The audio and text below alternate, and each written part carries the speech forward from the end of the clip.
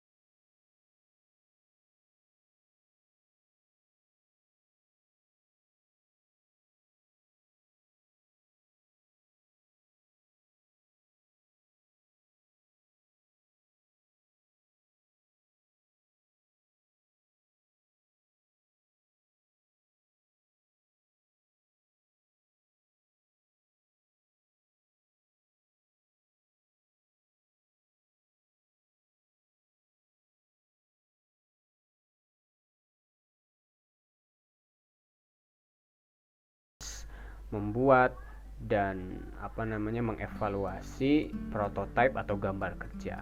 Nah, di sini saya akan memberikan tugas berupa menganalisis lingkungan sekitar ya. Nah, silahkan teman-teman di rumah masing-masing, di lingkungan masing-masing, analisis ya. Apa nih yang menjadi kebutuhan dasar yang bisa dipenuhi oleh para konsumen. Nah, lalu setelah dianalisis, misal lingkungan Anda itu banyaknya kendaraan ya, atau misalkan di pabrik-pabrik truk bongkar muat dan lain sebagainya. Nah, hubungkan dengan jurusan di sekolah Anda. Misalkan di sekolah Anda jurusannya TKR nih. Nah, maka buatlah gambar kerja. Misalkan ya, setelah tadi lingkungannya banyak mobil, banyak truk bongkar muat dan sebagainya, lalu Anda di sekolah mempunyai sekolah di jurusan TKR, lalu kebetulan sekolah Anda umpamanya terakreditasi oleh Daihatsu ya, atau salah satu perusahaan yang kerjasama dengan SMK, lalu telah disertifikasi pun juga diizinkan untuk membuka layanan servis seperti contoh pemeliharaan 10.000 km, maka peluang pembuatan produknya bisa berupa jasa, yaitu misal Anda menawarkan pergantian oli tanpa harus ribet, Anda yang jadi perantara antara pihak teaching factory yaitu sekolah dan pihak truk misalnya selaku pengguna jasa.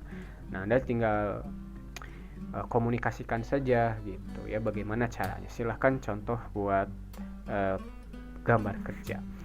Next, nah ini saya berikan contoh misal ya. Yang pertama ialah membuat daftar kendaraan. Misalkan ini truk ada berapa. Tidak usah detail harus ketemu orangnya, tidak, hanya gambaran saja. Oh, tiap hari ada 10 truk yang lewat, misalkan tetangga saya punya banyak mobil dan sebagainya. Nah, setelah ada pendataan motor atau mobil, lalu yang kedua, persiapkan, komunikasikan dengan pihak penyedia jasa, dalam hal ini sekolah selaku teaching factory. Pak, Bu, saya nih banyak calon customer, biasanya mereka itu malas ganti oli dan sebagainya, gimana kalau misalkan saya referensikan bengkel Bapak atau Ibu untuk tetangga atau rekan-rekan yang punya mobil di rumah saya, lalu direferensikan ke sekolah. Bisa seperti itu. Lalu pun juga tulis daftar unggulan layanan. Nah, layanan yang di bengkel yang akan dijadikan kerjasama itu apa misalnya. Oh, sudah terakreditasi, lalu punya pelayanan yang bagus misal, dan lain sebagainya. Yang ketiga, jika diperlukan buat brosur, silahkan bikin sendiri gitu ya. Buat brosur, kerjasamanya sudah diizinkan, lalu tinggal sebar ke calon customer.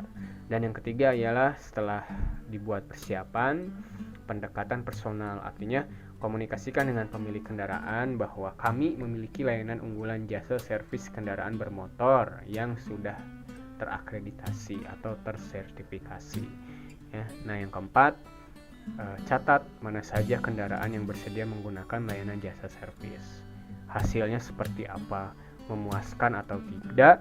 Yang terakhir ialah evaluasi. Jika hasilnya banyak memuaskan, maka tingkatkan pelayanannya. Jika belum memuaskan, maka perbaiki dan evaluasi.